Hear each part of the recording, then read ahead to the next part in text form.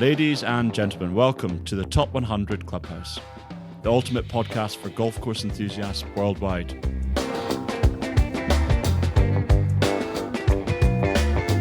I'm your host, James Henderson, and we're about to embark on a journey through lush fairways and breathtaking landscapes, as well as delving deep into the minds of fascinating individuals from every corner of the golfing universe. Get ready to explore the world's top golf courses through the eyes of those who know them best.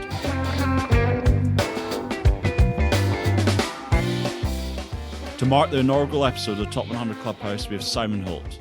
Simon is the CEO of Top100Golfcourses.com and has a very keen eye on golf course architecture, having been the first Brit to complete a World Top 100 list.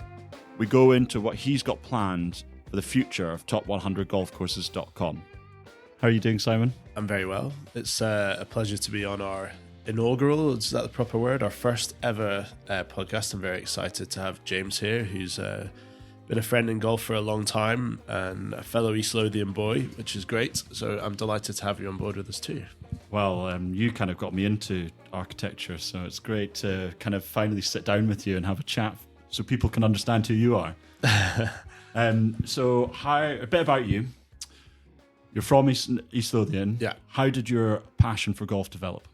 My family moved to North Berwick, which most people listening to the pod will have heard of. Of course, the famous West Links down there at North Berwick. So my family moved to North Berwick in 1995, and I didn't actually play golf then. I was 14 years old, and I went to the local school there in North Berwick. And on the very first day, some of my sort of new friends said, "Do you want to come and play golf?" And I wandered down, and I stood there, and my parents had bought me a second-hand golf set of Yashudas. I think they're American Golf Discount's finest irons. And they sound like they come from the Coyote factory or something like that. Muria's second-hand. Well, I'm not sure what they were, but they weren't particularly effective on that first shot. As I stood there cockily with a 3-iron, thinking I could hit it on the green that was 320 yards away, having never hit a golf shot before. So I was very lucky. My first ever golf shot was the first hole at North Berwick West Links. And I fell in love immediately as I carved it onto the beach. Did you shout 4, or was it a quiet day on the beach? I probably shouted something. It might have started with F. So your passion developed from just playing and living in North Berwick. Yeah, absolutely. And it's, well, people can understand that as a place that passion does grow, right? Yeah. It's a special place. But how did you get into working in golf? Yeah. What was your next step from there? Yeah, well, I suppose just to fill the gap slightly, sort of I grew up in North Berwick, and I sort of didn't quite realise how lucky I was to grow up there until I moved away, and you don't realise what you had until you sort of moved away. But my moving away was to St Andrews, so I was equally blessed with going to university up there and spent 4 wonderful years up there, and actually stayed every summer and caddied as well. So I was probably knocking out 120, 130 caddy rounds a summer on the old course. Combined with a few rounds on the new, the Jube, the odd round on the Eden, but mainly on the old course. So that really was what got me into golf course architecture and just thinking about why great golf courses are great. And, fell in love with the old course, probably played the old course 150 times over the years. So yeah, that really was what made me fall in love with reading about golf and golf courses and the history, which I'm a bit of a buffy when it comes to golf history.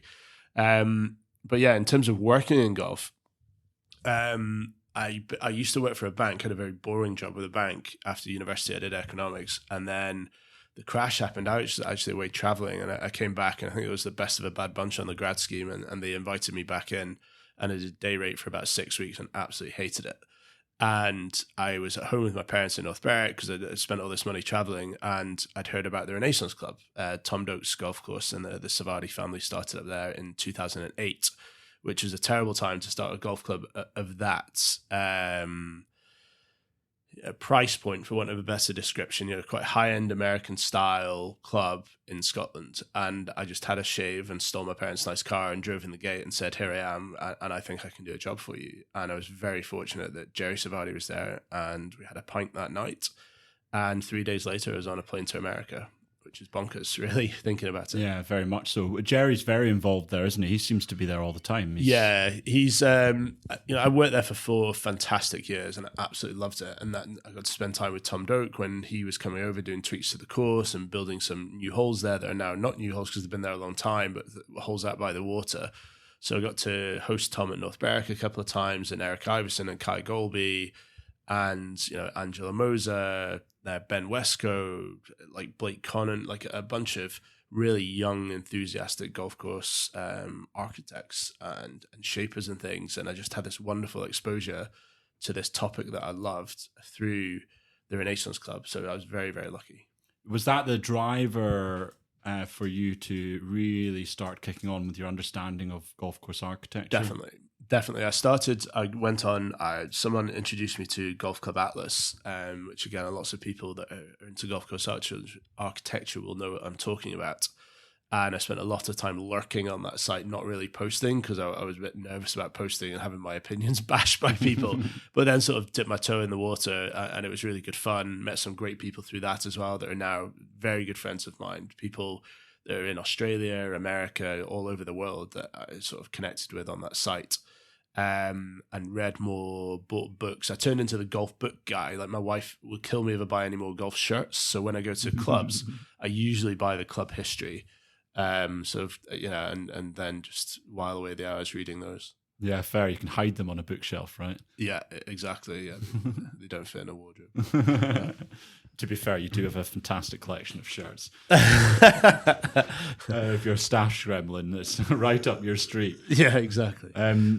So then from working at Renaissance 4 years, Yeah. you moved into your next adventure with a friend, didn't you? Yeah, well, there was a bit of a gap there. I tried to do some golf clothing for a while, which was really good fun and taught me a lot about running a business and cash flow and things like that, which I wasn't very good at to start with. You'd hope someone who studied economics at I Stanford. know. Well, it sort of took me by surprise, but anyway. So I lost a little bit of money doing that. And then I sort of fell into golf travel, really. And part of it was when I was at Renaissance that Americans were coming over, invariably Americans were coming over, and they would use Renaissance as a base and, travel around Scotland to visit the other great courses. So Renaissance would provide them a great base to stay and then would go to visit these other places. And then all of a sudden, I kind of really didn't see the wood for the trees that there was this golf travel industry. So one of my great friends, Jim Stewart, who I was at university with at St Andrews, has a company called Connoisseur Golf.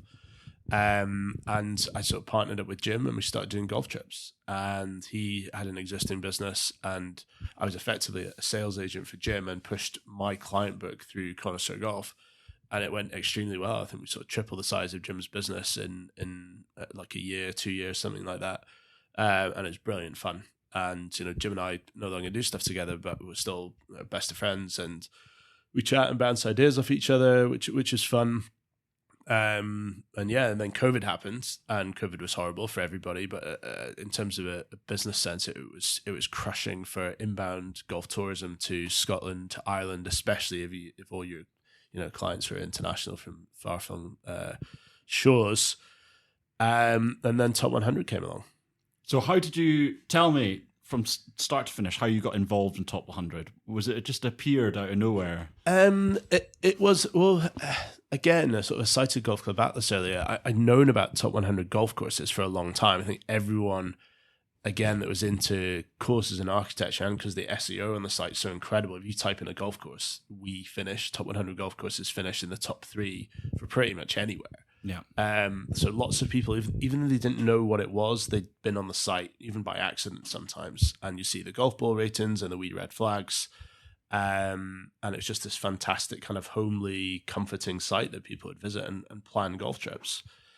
So that started, and I'll get this wrong, so forgive me, kind of in the early 2000s by a gent called Keith Baxter, who, real golf course enthusiast, and Jim McCann, who's still with us, was one of his main writers, and Jim still works with us now, which is great. So I was approached during COVID by a couple of gents who are now my business partners to say, hey, we want to do this. This is what's going on, and we want you to come in and help us do this and do a bit of golf travel in there as well. So that's essentially how I was approached in the first place.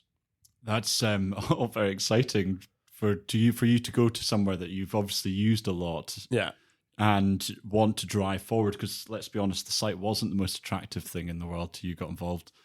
And yeah, I know what you're saying. I mean, it had a charm about it. Yeah, I think definitely did. It was functional. It was great. I mean, the content is what was great, and the content and a few people maybe commented that it looked slightly dated, and obviously we took that on board. And one of the first things we did was to start this process of doing a migration. That for anyone that's done a tech migration, like, will tell you it's painful. And if I hear one more time this always happens with websites, I'm going to pin someone against the wall. But we've got there, and there's still things that we're sorting out. But I think anyone that looks at the site now will probably comment that it looks far cleaner. All the stats show that it's far more user friendly. The flow of people going through the site is great. The bounce rate's down almost to zero. We have over 5 million unique users a year, and I think our organic click through from Google every month is in the region of sort of 400 to 500,000 a month, like organic click through from Google. Average time on site is about 2.5 minutes. People love the site, and people are using the site, which is great. Well, you've got such good information on the site. Of course, you're going to make the most of it, right? Yeah, and that, to give them their full credit, is all down to Keith and Jim, and the people that have been involved. Like, I can't take any credit for that whatsoever. But really, the lifeblood of the site is people going on and posting reviews. So it's just regular people like you and me that play golf courses, love them, then go on the site, they register for the site, which is very easy to do on the top right corner, anyone that's listening. And you register yourself, and you can log what courses you've played, what courses you want to play, and write about anything you want to, about predominantly golf course architecture at those golf courses. So just so people understand the structure of how things work, you log in, you register. Do you have to pass a test to be able to register? Do you have to? No, it's very straightforward to log on. The top right of the screen, you click up there and you just register for an account. And if you had an account previously, you do have to sort of reclaim your account now that we did the migration in November of last year. But it's very straightforward, and then you go in, and that allows you to post reviews. Now, we do moderate reviews, so once in a blue moon, someone will maybe say something we don't want them to say for public consumption, and that will not get uploaded to the site. So we have a team that does moderate the reviews. And if someone goes, great course, and that's it, we'll maybe go back to them and politely ask them, can you give us a bit more color here? Can you talk a bit more about the course and what you liked, what you didn't like, and help them write something that's a bit more engaging for people that go to the site. Well, that's great news for someone who maybe doesn't feel like they're confident enough to be able to write a longer review. You do engage them to be able to make it easy for them. Absolutely. And, there's no one way of doing it, and that's what's great, because you can go on there and there'll be a certain person. Mark White has become a friend, and he posts lots of reviews. I can't remember how many he's done, but it must be close to 500 reviews. I really like reading his reviews. They're super detailed, pretty analytical. Then a great friend of ours, Javier, who works with us too, like Javier writes a bunch of reviews, and his first language isn't even English, and he writes superb reviews. And it's interesting, like, they have a bit of a following. So Javier will be up in Dornoch, and someone will come, oh, you're Javier, I read your reviews on Top 100. And that's really cool, and it's good fun for all of us. It's something to be proud of. So what is next for Top 100? What's your... Next for Top 100 is, we have an incredible depth of content on the site. We want to have more people sign up, more people leave reviews, so the site has deeper content, and so the people that go to the site visit can sort of benefit from this shared knowledge of golfers from around the world.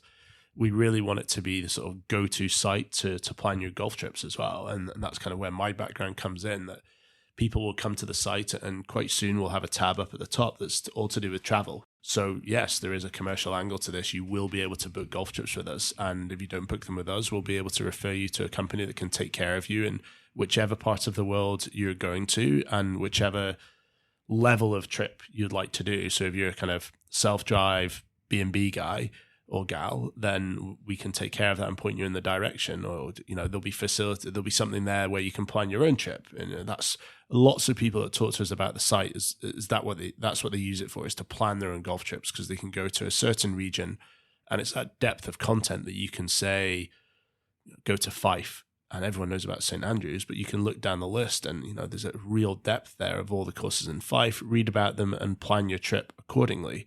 Same if you were to go to Northwest Ireland or do a trip there, or, even somewhere more exotic, if you wanted to go to South Africa or Spain or Portugal and not just play the big resorts, you will see on the site where to play. Well, you just had a list come out for Bulgaria, or yeah, you do lists for every country you can. Yeah, and one of our partners, in fact, Thomas Eriksson, was a big driver of that after we took the company over from Keith. Thomas really picked up the baton with that, and we did our first ever rankings for Iceland. We did an improve. We have a top 100 in Sweden, for goodness sake. That's something, again, I'm really proud of, because the people involved are so into it. And I'm not personally involved in the day-to-day of the site. I sort of sit up there in the holding company and think more strategically about the wider business. But the guys and girls that are in the nuts and bolts are the ones that are behind it and doing such a great job. Okay, so tell me a bit about what Lockhart is, because it's kind of linked to the top 100 in a way. Yeah, so another one of my business partners, David Davis, who, again, lots of people listening to the pod will know of David or have met David. And I will say, before we came on, we picked up the mics, James, we were talking about golf in the Netherlands and how certain courses get on lists and things. And David, not quite single-handedly, but certainly was a massive driving force to get people to Netherlands to play golf there. And all of a sudden, courses like Royal Hague, Utrecht, De Pan are now on World Top 100 lists, and rightly so. They're phenomenal golf courses. David is incredibly well-traveled, has played the World Top 100 himself, and he fronts up the Lockhart Travel Club for us. So that's a separate business, but it is a sort of a sister company to Top 100 for people that pay a subscription, an annual subscription, and David puts on these incredible trips around the world. So he's just taken a group to Japan and Korea to play all the Top 100 courses in Japan and Korea. It went exceptionally well. Everyone had a great time. I selfishly hitched onto a trip to Brazil. We went down to Brazil. We played matches. We played the Olympic course, Gil Hanse's course down there, which was great. We played a match against Gavio that was phenomenal. We played Sao Paulo Country Club and then stayed for 2 days at Santa Pacienza, which is a private course, totally private, World Top 100 standard golf course. Just amazing experience. And the word experience is very important, because we have this little strap line of play fast, lunch slow, and that we go, we have a laugh and a giggle on the golf course, chase it round, and then have a couple of beers afterwards, and maybe a couple more after that, and just really enjoy everyone's company as fellow kindred spirits traveling golfers. Well, I'm very much not a jealous person, but I could not. I had to stop watching your Instagram reels when you were down in Brazil. It was amazing. One thing we didn't touch on earlier that I think is important for people understanding you is the fact that you've completed every top 100 golf course in the world.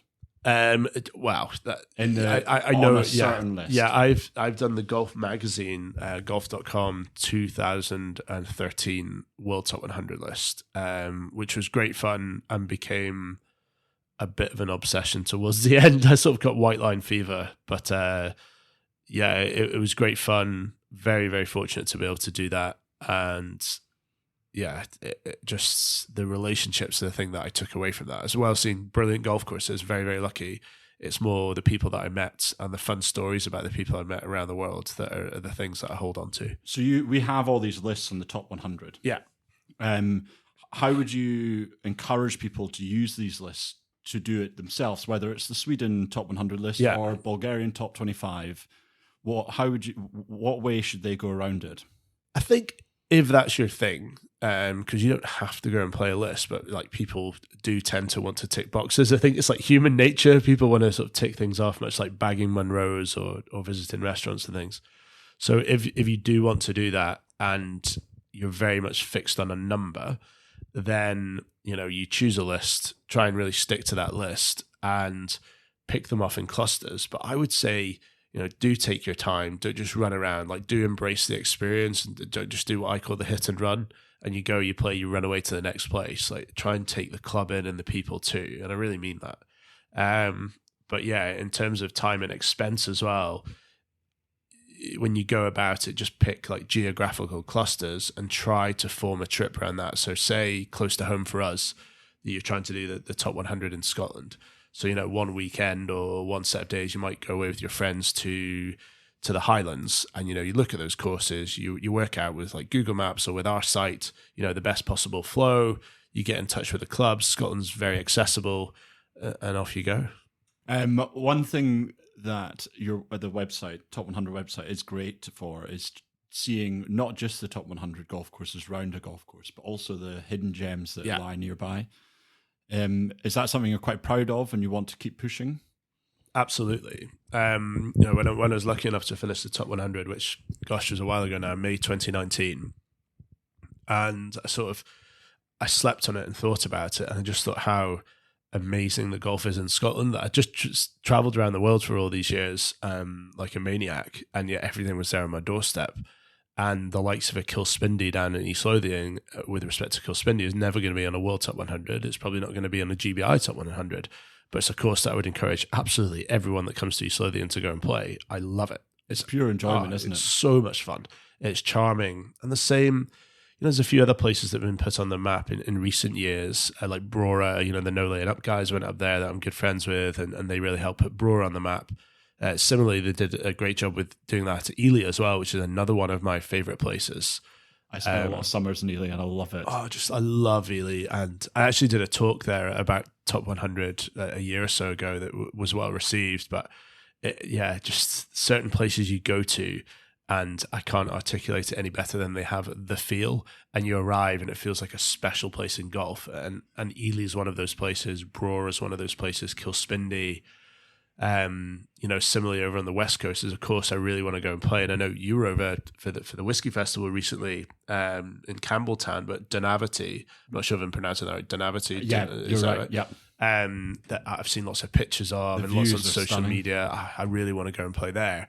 So yes, that is one thing I am very proud. And again, the credit goes to our predecessors on the site for highlighting this type of golf course that anyone can go and play, that are very, very affordable, and long and short of it, they'll put a smile on your face. You're going to love playing there. One of the hardest to get to parts of Scotland, but you have three stunning golf courses in Macranish Dunes and Dunavity, and then just go and drink at Springbank. It's a wonderful place. Well, exactly.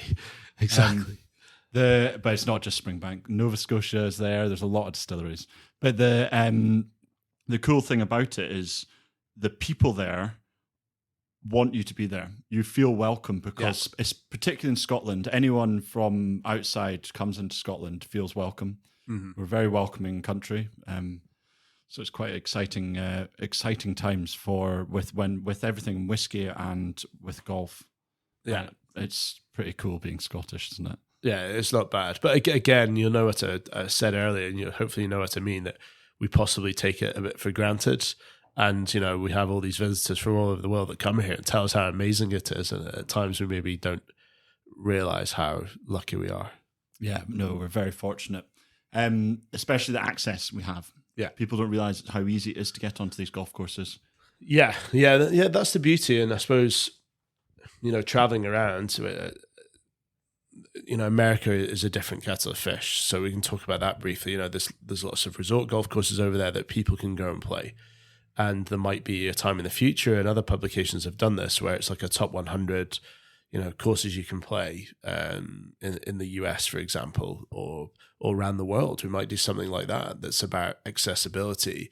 There's other lists that I won't disclose right now that we are working on that will have a slightly different tilt on a list as well. There's fun lists coming down the line. Which is great, because one thing you do better than anyone else is you do a number of lists for different categories, different things. So whether it's Sweden, I keep bringing up the Sweden and Bulgaria, but no other list. Every list seems to concentrate on world, Asia, GB&I. Yeah. Yeah, you're right. It is, again, I keep saying it, that depth of content, and that's what we have. When you look at all the stats of the users of the site as well, it's far more local than it is global. So yes, people go and read the World Top 100 list, but it's really, people in England looking at county level courses, and we have that depth of content on the site. People maybe in Australia looking at state level courses and where they could go there. And certainly in the US, we have the state level courses. And there's lots of those that you can access. The harsh reality is the very top level golf in America is very, very tricky for people to be able to go and play. You sort of have to have a circle, and it's a fairly small circle. And if you get a nice invite, then off you pop. Well, I don't want to be rude to you. I'd ask you an awkward question. But how did you get onto them all? Yeah, that is an awkward question. I set myself some hard, fast rules, and you and I have talked about this in the pub before, but yeah. I set myself some hard, fast rules, which was no cold calls and not to be a rater. So now I'm a rater for Golf Magazine. Like I don't actually get involved in our rankings, which is ridiculous. Of the top 100 golf courses, we have an amazing team that does that, so I don't want to mess it up. But my two rules were not to be a golf course rater, so no one could ever say, "Oh, you only got on there because you're with Golf Magazine or Digest or whoever." And the other one was no cold calls, so I didn't write any letters or make any calls. Or I wanted it to be very organic, and I was just very lucky the people I met growing up in North Berwick and caddying at St Andrews and bumping into people around the place. Just you end up just getting nice invites and. You just have to get off your backside and go. They're only a plane ride away is what I would always joke. And then when you're there, the accent stands out maybe slightly. And once upon a time, I was a better golfer than I am now. And you're young and someone's like, what's your story? And someone would say, oh, okay, how did you get on course X? And I'd say, well, I met someone in the locker room of the place before. And it was just very, very nice sort of organic process. Was organic the right word? Possibly, but yeah, I think you know what I mean. It just happened naturally, and none of it was forced. And I think if people can go the other way, then it's, I don't know, it's not really for me to say, but it's maybe slightly, I can't think of the word. It's just, I don't think it's particularly respectful if you're hounding people to get on their golf courses. But it's maybe easy for me to say that because I was so lucky to get the invites I got. Well, I've had people ask me to play North Berwick and things, but if they're hounding me, I tend to not reply. Yeah, that's sure we've all been in that situation. And who are we to say that? I mean, we're very, very lucky, and I will host anyone that wants to come and play at North Berwick because I'm so proud of it. But yeah, I just think there's a certain way of going about things, and hopefully I did that the right way. Well, I know how you are as a person, and the last thing you would want to do is offend anyone or do anything that was untoward. You're very professional that way. Well, that's very kind, James. But I think most of all, everyone gets it. We're all kindred spirits, and it's just, if you are hosted by someone at the course, you're always extremely grateful. I would try to take them a small gift or offer to pay for their caddy, and certainly write a note afterwards. And that's just the way I do it. Well, I think that's the right way of doing it, to be honest with you. When you were doing your top 100, I know you played something like 35 already, and then you went, right, this is time. What went through your mind? Did you plan it all out, the other 65, or was it just a... I did map it out, yeah. So the story behind that is someone said to me about, again, it's probably in the pub, someone was sort of winding me up about these sort of things. And they said, how many have you played? And I counted, I think it was like 30-something. So yeah, you're right, I had 60-something left to go. And that was the autumn of 2016. And I just sort of mapped it out. I wrote the courses down. And like I said earlier, I just clustered them geographically and then just went about it. I didn't really force them at it. It's just, okay, well, I was planning to go to California in March. Which ones can I do? And do I know anyone there, really? And yeah, just worked away and just got my head down and got through it. That's one of the great things about being in Scotland is it is a focal point for golf for the rest of the world. Yeah. So you probably met so many people through caddying or through playing with them or through Renaissance or through your other businesses that are wanting to play with you anyway. I think it's definitely easier working in the golf industry. You get invited to certain events and invariably you bump into people, and the Scotland card does go a long way. Meeting Tom Doak was extremely helpful. I was invited down to Tahiti to his event down there. He does the Renaissance Cup, which is he uses it one of his courses when they're opening. So I was very lucky to go down to Tahiti, and if you're going to fly all the way to New Zealand, you better believe that I'm going to go and play a lot of other golf whilst I'm down there too. So yeah, working in golf certainly helped. Okay, right. I know I got told to keep it short by their producer, so I've got so many questions, but I think we'll sit down another day and discuss actually how we rate and things like that moving on another day. But I would like to know what your top 5 golf courses are. No order. No particular order. The places I enjoy playing golf at the most, which I think is important. Yeah, 100%. Without an ounce of bias, North Berwick. My top 5. Muirfield, very much East Lothian boys here. I vote for Muirfield in my top 3 when I do my. I'm not sure I'm allowed to disclose that when I do my world ballot. I think Muirfield's incredible. Royal County Down. These are all massive name drops. Tariti, the Cow Club in San Francisco is really good fun.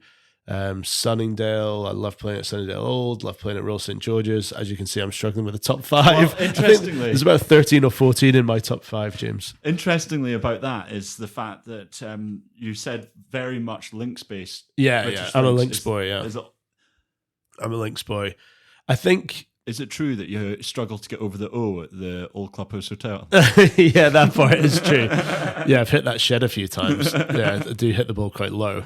I suppose, yeah, I mean, those are my favorite places to play, and I'm lucky enough to play those, with a bit of regularity, not as much Tarahiti. I've been lucky enough to go down to Tarahiti about 3 times. I love it down there. There's something about being next to the water for me, and, I know we can't get on this today about ranking, but there is, you can only be so objective. Like, we're all human beings, but for me, if I reel off my favorite courses, they're pretty much all by the water. Lots of them are links because that's where I grew up on. That's my preference, like blondes, brunettes, different styles of ice cream. Like mine is links golf. But I've played some incredible inland golf courses. I love all the heathland golf around London. Some of the incredible like US Open style great courses in the States like Oakmont I absolutely love, and spent an incredible few days there with a good friend and played in their big SWAT game and the Phones Foundation, one of their big charity days. So I got a real experience there and sort of fell in love with that golf course, which is completely different to the likes of a North Berwick. But I don't know, that's the great thing. There's so many different styles. And lastly, yeah, what holes stick in your mind?